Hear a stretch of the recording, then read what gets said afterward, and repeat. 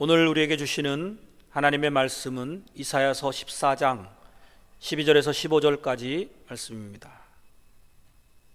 이사야서 14장 12절에서 15절까지 한 절씩 교독하시겠습니다. 너 아침의 아들 계명성이여 어찌 그리 하늘에서 떨어졌으며 너 열국을 엎은 자여 어찌 그리 땅에 찍혔는고 네가 내 마음에 이르기를 내가 하늘에 올라 하나님의 무별 위에 내 자리를 높이리라.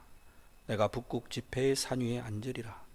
가장 높은 구름에 올라가 지극히 높은 이와 같아지리라 하는도다.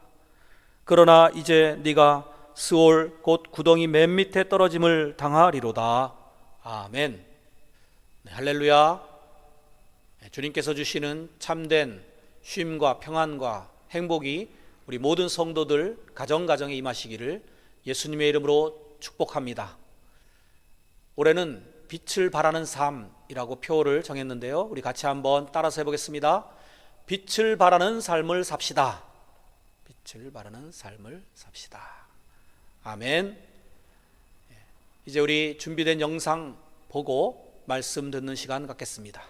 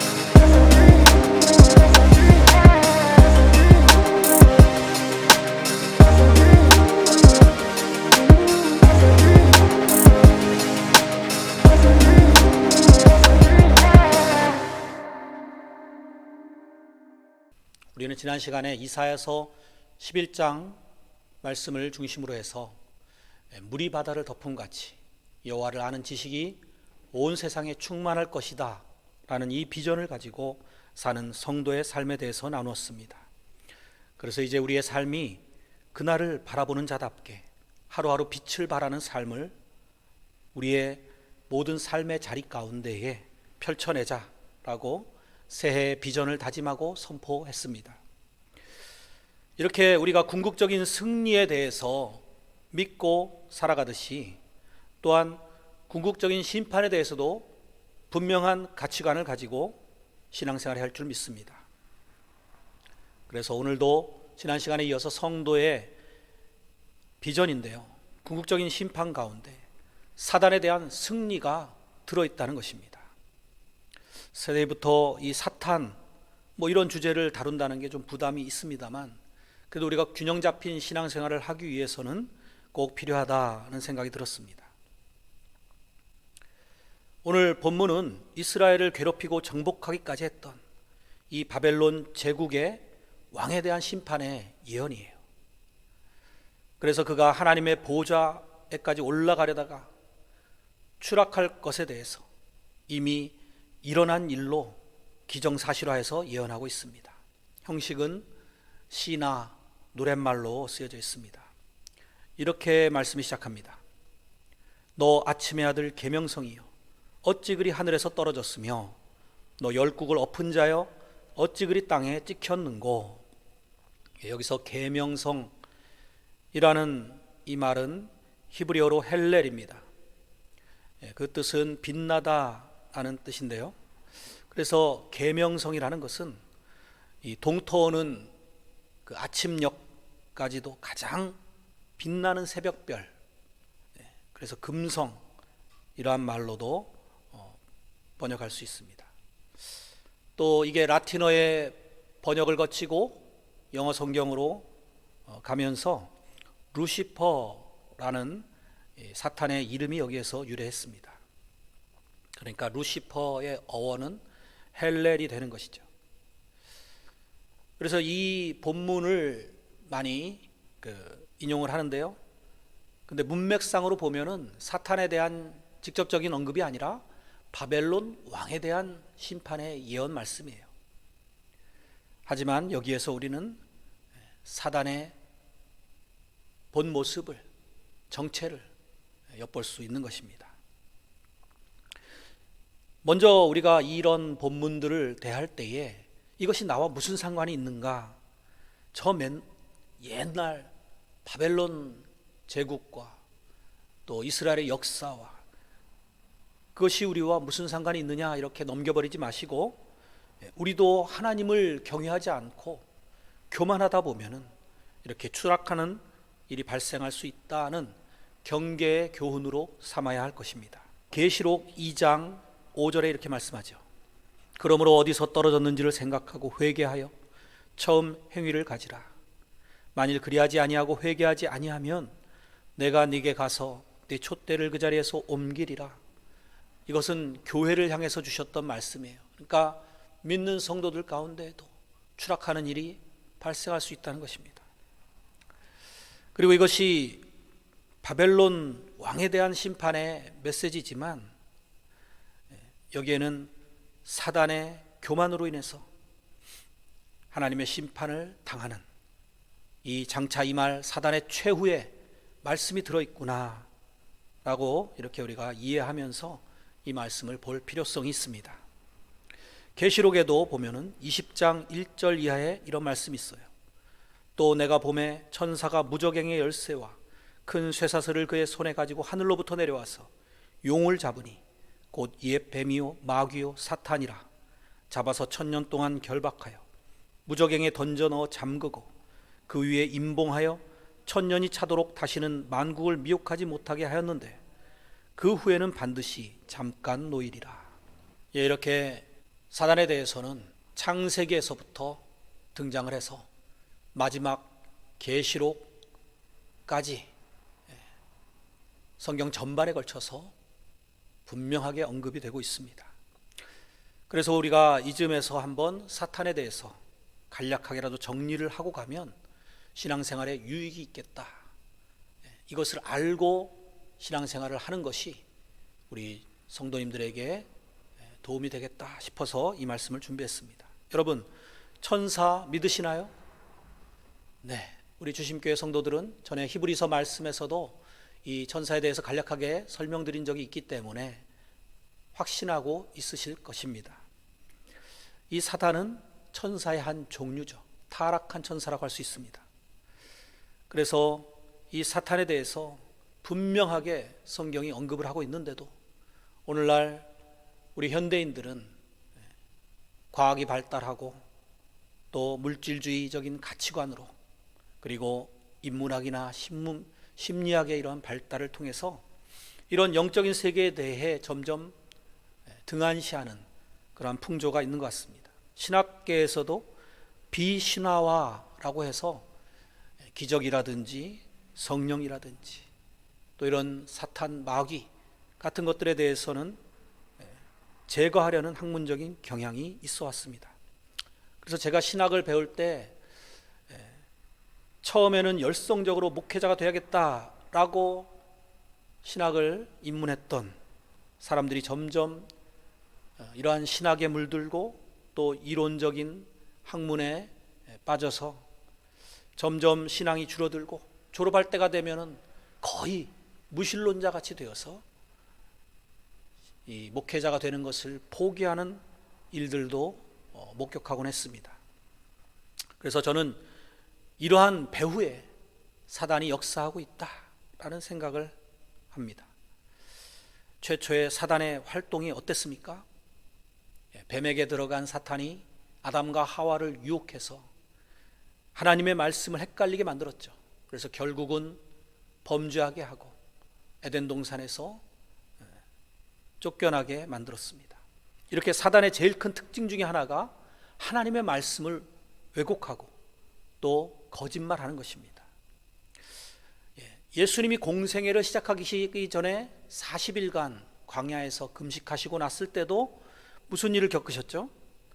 사탄이 나타나서 예수님을 3번 시험하는 장면이 나오죠. 그때 예수님 말씀으로 물리치셨죠. 이렇게 사탄 또는 마귀, 악령 여러 가지 표현으로 성경에 등장하는데요. 이것은 이 천사들에도 그룹, 우리가 스랍, 하나님의 아들 여러 가지 표현들이 있었던 것처럼 이 악한 무리들도 모방을 좋아하기 때문에 이러한 계층과 역할과 또 사명이 있는 그런 조직적이고 체계적으로 활동을 한다는 것이죠. 이런 이야기를 들으니까 조금 으스스합니까? 예수님께서는 사단이 비록 예수님의 생명을 빼앗는 일까지 했지만 결국 부활로 승리하셨잖아요.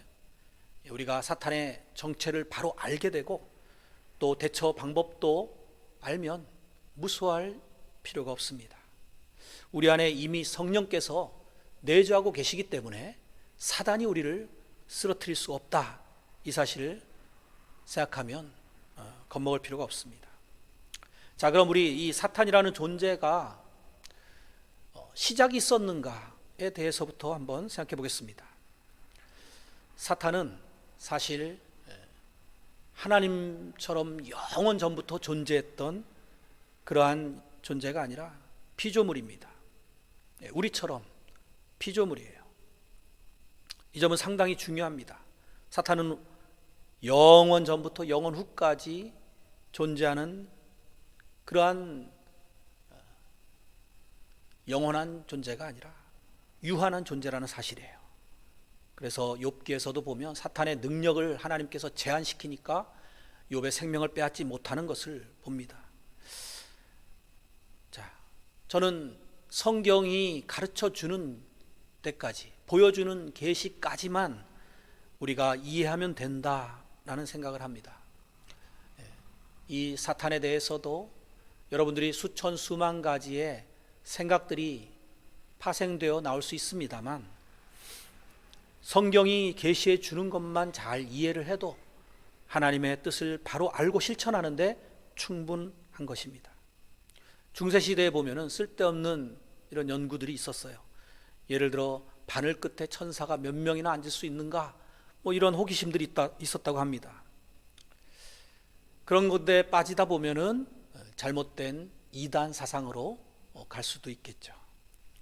그래서 우리가 주의하면서 정말 이 성경 말씀이 우리에게 가르쳐 주는 대로 살펴보면서 또 이 사단들의 정체에 대해서 바르게 파악하고 대처하는 것, 여기에 우리 오늘 말씀의 초점이 있는 것입니다. 에스겔서 28장에 보면 두로 왕에 대한 그런 말씀이 나오는데요, 그 말씀 가운데서도 사단에 대해서 오늘 이사야서 말씀처럼 이렇게 엿볼 수가 있는 구절이 있습니다. 에스겔서 28장입니다. 12절. 인자야, 두로 왕을 위하여 슬픈 노래를 지어 그에게 이르기를, 주 여호와의 말씀에 너는 완전한 도장이었고 지혜가 충족하며 온전히 아름다웠도다. 네가 옛적에 하나님의 동산 에덴에 있어서 각종 보석 곧 홍보석과 황보석과 금광석과 황옥과 홍만호와 창옥과 청보석과 남보석과 홍옥과 황금으로 단장하였으며 네가 지음을 받던 날에 너를 위하여 소고와 비파가 준비되었도다. 이것은 분명히 두로 왕에 대한 묘사라고 하는데 에덴 동산에 있었다라는 것으로 볼 때에 사단에 비유한 것이죠. 여기에 분명히 네가 지음을 받던 날에 사단이 창조된 피조물임을 언급하고 있습니다. 계속해서 한번 보겠습니다. 14절입니다. 너는 기름 부음을 받고 지키는 그룹이며, 확실하게 명시가 되고 있죠. 이 그룹, 이것은 천사의 한 종류라고 했죠. 내가 너를 세움에 네가 하나님의 성산에 있어서 불타는 돌들 사이에 왕래하였도다. 네가 지음을 받던 날로부터 내 모든 길에 완전하더니 마침내 내게서 불의가 드러났도다. 내 무역이 많음으로 내 가운데에 강포가 가득하여 내가 범죄하였도다. 너 지키는 그룹아, 그러므로 내가 너를 더럽게 여겨 하나님의 산에서 쫓아냈고 불타는 돌들 사이에서 멸하였도다. 네가 아름다움으로 마음이 교만하였으며 네가 영화로움으로 내 지혜를 더럽혔으며 내가 너를 땅에 던져 왕들 앞에 두어 그들의 구경거리가 되게 하였도다. 어떻습니까? 분명 인간 왕에 대한 묘사라고 하기에는 그 이상의 어떤 신적 존재에 대한 묘사가 들어있는 것이죠. 이런 것이 바로 성경의 전형적인 방법이에요. 예수님에 대해서도 같은 방식으로 메시아의 예언들이 각종 그 인물들 가운데 암시가 되어 있듯이 여기 이사야서 14장이나 에스겔서 28장에는 사단에 대한 비유가 들어있는 것입니다. 이 구절에서 분명히 이 사단이 타락하게 된 원인으로 교만이 등장하고 있습니다. 결국은 교만이 사탄을 추락하게 만든 주요 원인이었어요. 그런데 문제는 이 악한 존재들이 지금도 공중 권세를 잡고 있다는 것이죠. 에베소서 2장 2절에 말씀합니다. 그때 너희는 그 가운데서 행하여 이 세상 풍조를 따르고 공중의 권세 잡은 자를 따랐으니 곧 지금 불순종의 아들들 가운데서 역사하는 영이라. 또 고린도후서 4장 4절에 보면 그 중에 이 세상의 신이 믿지 않은 자들의 마음을 혼미하게 하여 그리스도의 영광의 복음의 광채가 비치지 못하게 함이니 그리스도는 하나님의 형상이니라. 이 사탄을 가리켜서 이 세상의 신이라고 하고 있습니다. 이 세상을 주관하는, 다스리고 있는 이 권세, 이것은 물론 하나님께서 정하신 때까지 일시적으로 허용하신 것이죠. 이러한 섭리에 관해서는 우리가 이해하기엔 어려운 신비로운 그러한 하나님의 작정이 들어있다고 할 수 있습니다. 왜 우리가 이렇게 고난을 겪어야 합니까? 이러한 질문처럼 왜 마지막 날까지 사탄을 남겨두시고 권세를 허락해 주셨는가 하는 문제는 우리의 이성을 넘어서는 그러한 질문입니다. 다만 하나님은 분명히 선하신 분이시고 또 아들을 우리를 위해서 아낌없이 내어주실 정도로 사랑하시는 분이시라는 것을 먼저 우리가 이해하고, 하나님께서 우리를 일부러 괴롭게 만드시려고 그렇게 사단을 창조하신 것은 아니다 라는 전제를 가지고 읽어내야 하는 것입니다. 그럼 이 악한 존재들, 사단, 마귀, 귀신, 어둠의 영, 더러운 영들이 우리를 괴롭히고 또 사람들에게 불신앙을 조장하고 멸망하도록 조종하는 그러한 것들에 대해서도 한번 알아봐야겠습니다. 첫 번째로는 진리를 깨닫지 못하게 혼미하게 만드는 역할을 하고 있습니다. 방금 읽었던 고린도후서 4장 3절부터 다시 한번 읽어보면 만일 우리의 복음이 가리었으면 망하는 자들에게 가려진 것이라. 그 중에 이 세상의 신이 믿지 아니하는 자들의 마음을 혼미하게 하여 그리스도의 영광의 복음의 광채가 비치지 못하게 함이니 그리스도는 하나님의 형상이니라 말씀하고 있습니다. 우리가 그동안 이런 영적인 존재에 대해서 무관심했다면 그 배후에는 사단의 역사가 있었을 것이다 라고 하는 근거 구절들도 이러한 거예요. 망하는 자들에게 복음을 가리게 하는 역할을 했다는 것이죠.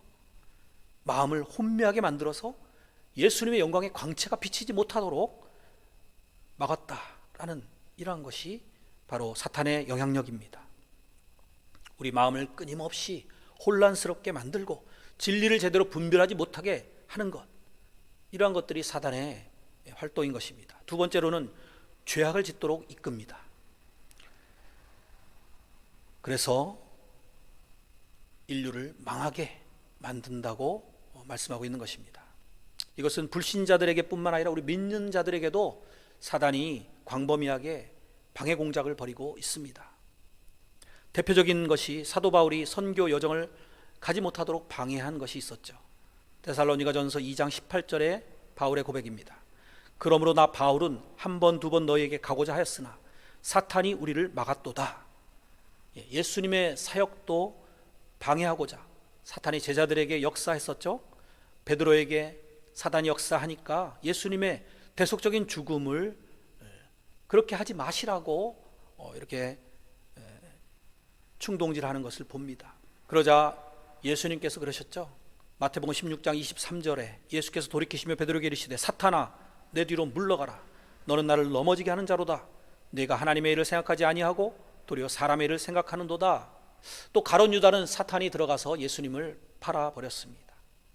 그런데 이 일은 베드로와는 달리 오히려 예수님의 대속적인 죽음에 합력하는 일이었어요.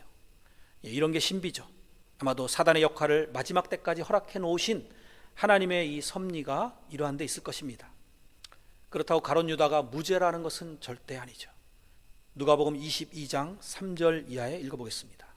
12 중에 하나인 가롯이니라 부르는 유다에게 사탄이 들어가니 이에 유다가 대제사장들과 성전 경비대장들에게 가서 예수를 넘겨줄 방도를 의논하며 그들이 기뻐하여 돈을 주기로 언약하는지라.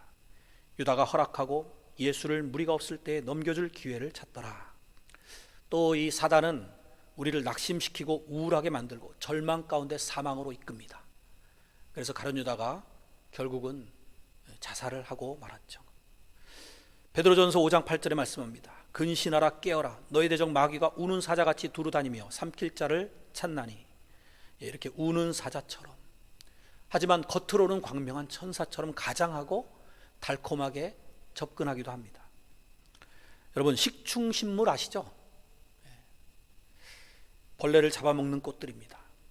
그런데 이 꽃들이 오히려 다른 꽃들보다 더 아름답고 화려하고 또 향기롭다고 합니다.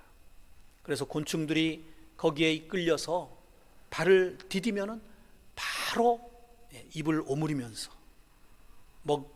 삼키는 거예요. 사단도 이와 비슷하다고 생각합니다. 보암직도 하고 먹음직도 하고 이러한 전적인 죄의 유혹에 빠진다거나 또 화를 나게 만들고 자포자기하게 만들고 부정적인 생각이 들게 만들고 이런 것들이 다 사단의 역사입니다. 제가 신혼초에 집사람과 다툰 적이 있는데 그때 마귀 역사야 이런 식으로 직접적으로 언급했다가 더 크게 싸웠던 기억이 있습니다.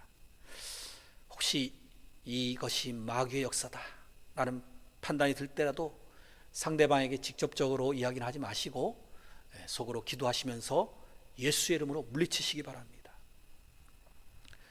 사도 바울도 바로 이러한 사단을 물리쳤던 그러한 기록이 사도행전에 나옵니다.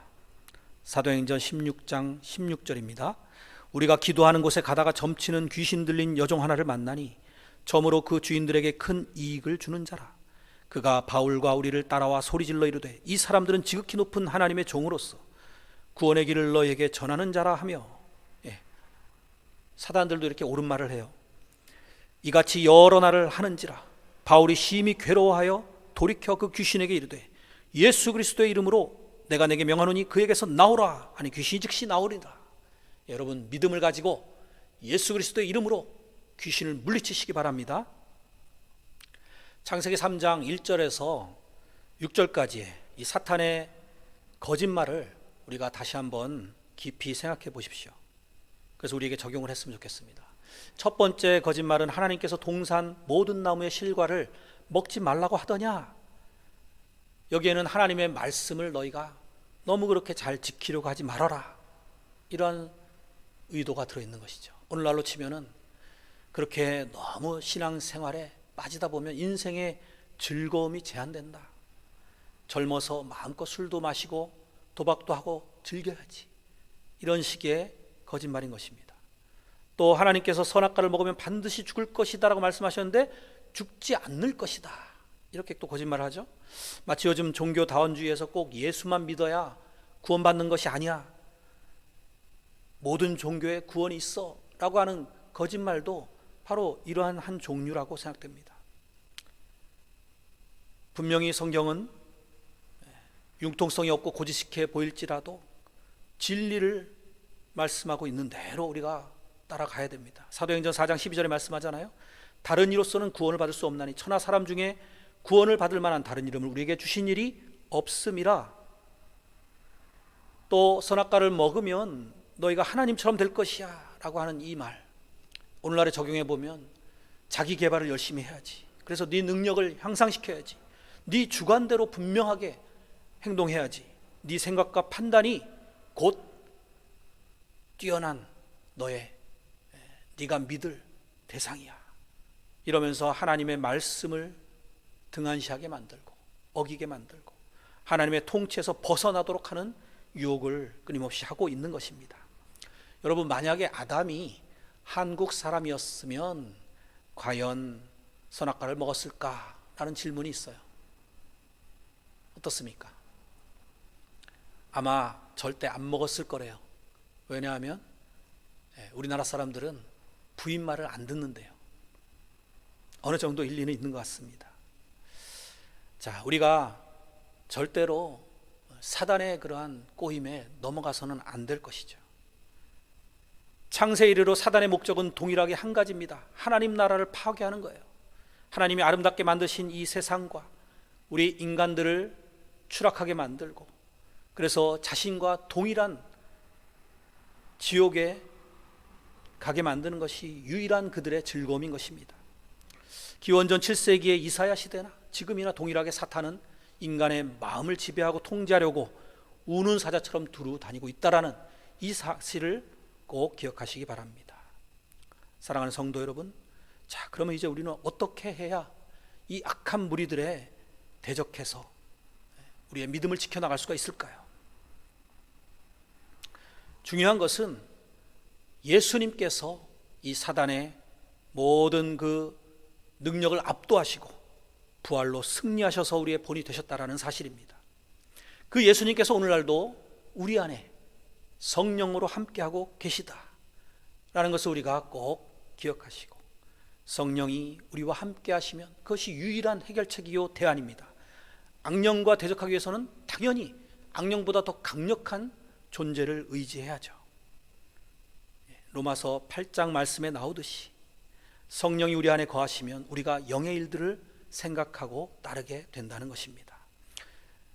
그래서 우리가 힘들고 지칠 때마다 성령께서 내 안에 계시는데 힘을 내게 되고, 또 죄의 유혹이 찾아올 때도 성령께서 거하시는 전인데 하고 물리쳐야 되는 것이죠.